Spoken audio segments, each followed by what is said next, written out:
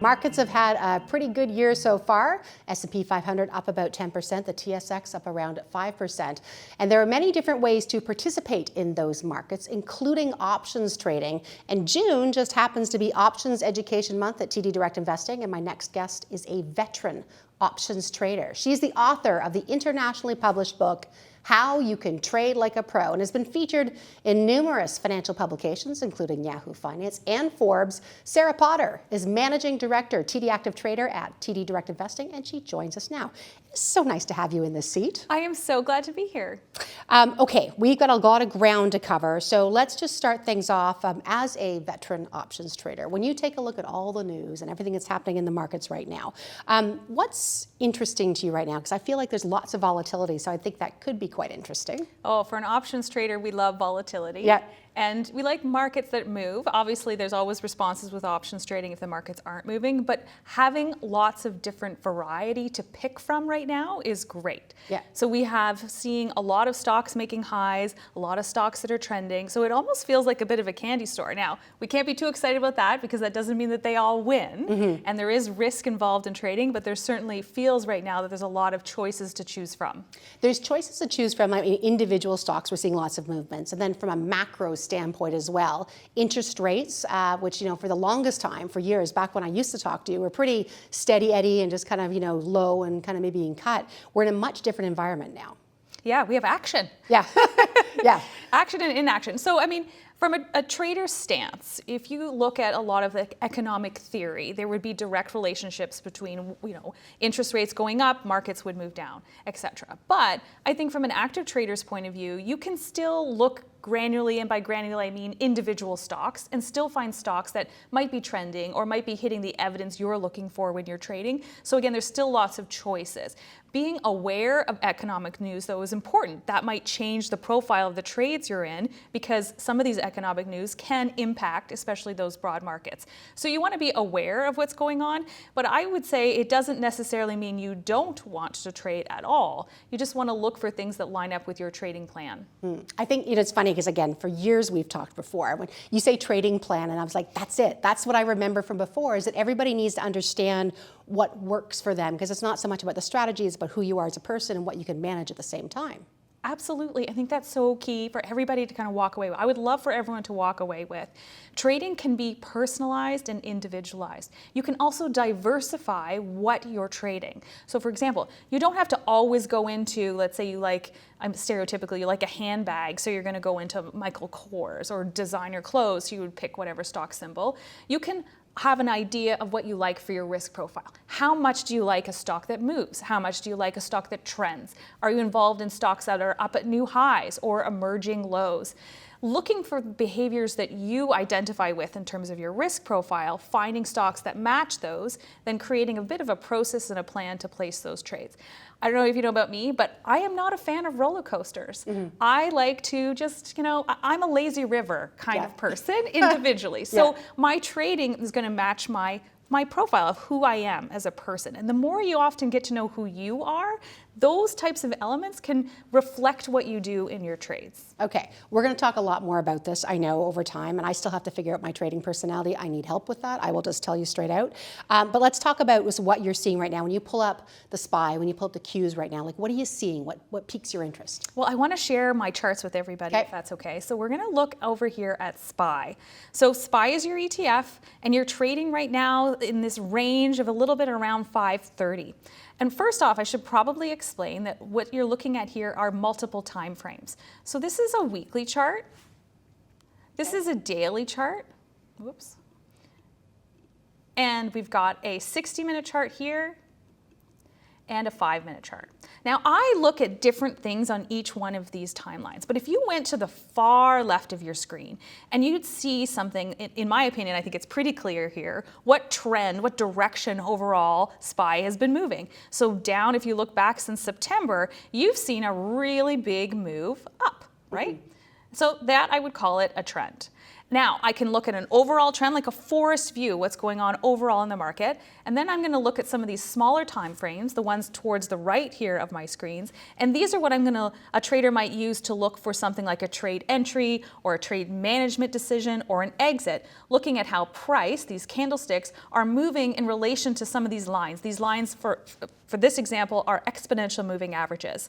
So looking at how price is behaving at the time to help make or inform a decision about what you're trading. So for me, there's some pretty exciting things going on here that I would really want to keen in on. One of them I'm going to point out, so this is a daily chart, and what you can see is there's been a bit of sideways move.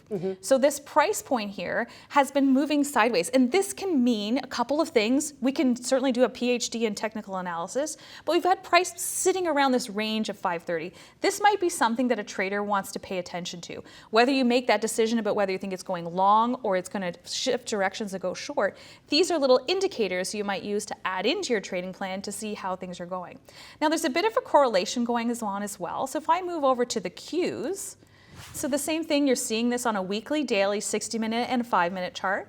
Overall, looking at the trends are looking similar. But what's interesting, a little bit different between SPY and the Qs, is that you actually have price here that isn't up at the highs right now. Might be an interesting factor for a trader. We'll have to wait and see.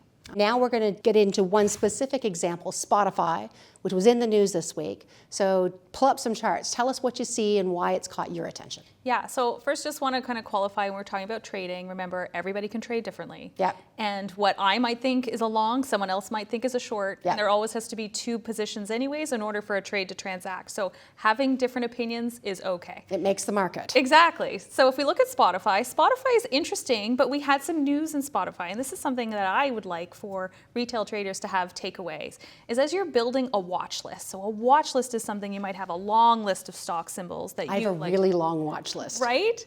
Too long. But okay, anyway, but you need, maybe retail traders want to cull that a little bit. So looking at some stock symbols that might be in the news this week, Spotify being this example, might be something you'd want to pull from a watch list and move over to a short list. So a short list would essentially be the trade symbols that you would be paying a little more attention to. Those are the ones you'd be looking to execute a position on. Now, I have a personal trading rule. This is Sarah's personal trading rule that if I had Spotify on a short list this week and it was in the news, I'm automatically not going to trade it this week. I'm going to bump it out another week, but I definitely want to keep it on my short list. why is that? Well, let me show you in the charts. Good segue here. So if we look at spot, this is what you're seeing here. And specifically, if you see off this move that we've seen off this daily chart. So today and the last 2 days, even if you look at yesterday, so when we were looking at price trading down here around this 290 level, and now we're all the way up at 328. So we've had news. This is an example of a news event. Now, it doesn't necessarily mean that always every single stock symbol is always going to move up, but you can see big price action after something has been in the news. So generally for me, I like to be, I call it late to the party. You never want to be the first one at the party. You want to be somewhere in the middle when there's other people there. Same thing with trading, at least for my trading rules. I notice that this is showing me that there's people involved in this trade. There's a huge move here. But I'm going to wait a little bit, see where things go, just to make sure that this momentum isn't burning off. The worst thing a trader can do is you get into the trade right at the end of the move. So I'm looking for a continuation of momentum and recognizing that because it was in the news, it might be behaving a little bit more because of that little blip as opposed to how it typically behaves in a trend. So that is something that's interesting for me to pay attention to, but I'd like retail traders to think about qualifying your trade. Is there a reason why you're placing your trade today? Or do you want to wait a couple more days? Do you want to watch things settle down and be there at the middle of the party? No, and also just what could the trade be? I mean, what are you thinking about with this one? Well, this actually has a lot of opportunity here. And if you're an options trader, you're probably salivating at the mouth a little bit. So if you look on a weekly chart, which is what you're seeing on the far left, Spotify's had another big trend again, just like we were seeing in SPY.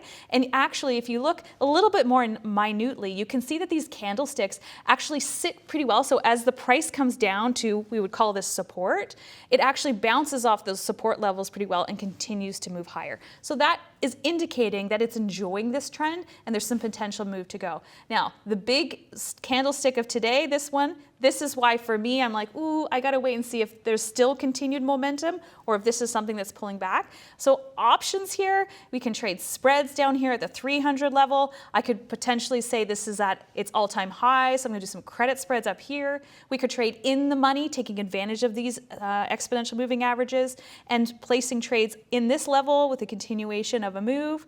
Or we can say, yeah, no, it's at the top. So there's so many choices right now. And I should highlight too, I mean, that's the one thing that's fascinating about options too, is that, you can trade every direction, every which way, if you know how to do it. Which brings me to, this is, as I mentioned, Options Education Month. And you've got a whole bunch of stuff you're going to be doing to help explain. If people didn't understand all those trades you just talked about, they can learn more. Yes, TD Direct Investing has Options Education Month, and they are putting on a lot of different opportunities. There's probably so many that I can't even mention them all. There's a huge list. You can register on the QR code, and you can see all the different events. I'm going to plug mine. I have 5 different events this month where we're looking at really targeted specific areas. So for example, we're going to spend some time together just looking at option strategies, just looking at building and using some technical analysis and charting. Spend some other time, another session is just on managing trades, right? Sometimes everyone's focused on the entries and the exits and never in the middle. Yeah. So we're going to talk about the middle. Yeah. And then I've got an Ask Me Anything. People can ask me their questions. I'm happy to answer them. I think one of the biggest things you say about managing the middle, part of it is managing yourself, right? Because you actually, you do the things and you put a plan in place and then it doesn't do exactly what you think. It's like, what do you do? Yes. How do you manage that? Because I think I may need a little help with that, Sarah. But you know what? That's perfectly normal. Everybody goes through that. I do too sometimes. And sometimes I get a little too excited or not excited enough. Yeah. Sometimes, hey, if you look at SPY and I think, man, had I been doing SPY for the last 3 years, right? Hindsight also sometimes hurts you. Yeah. All right. As Sarah mentioned, she's got lots of seminars, or I should say webinars coming up. We have the address on the bottom of the screen. I think we can bring up the QR code once again. Have your phones ready if you want to scan that. It has all the details on where you can find information on the DI Option Education Month. Sarah Potter, thanks so much. Thank you. Sarah Potter, Managing Director with TD Active Trader at TD Direct Investing.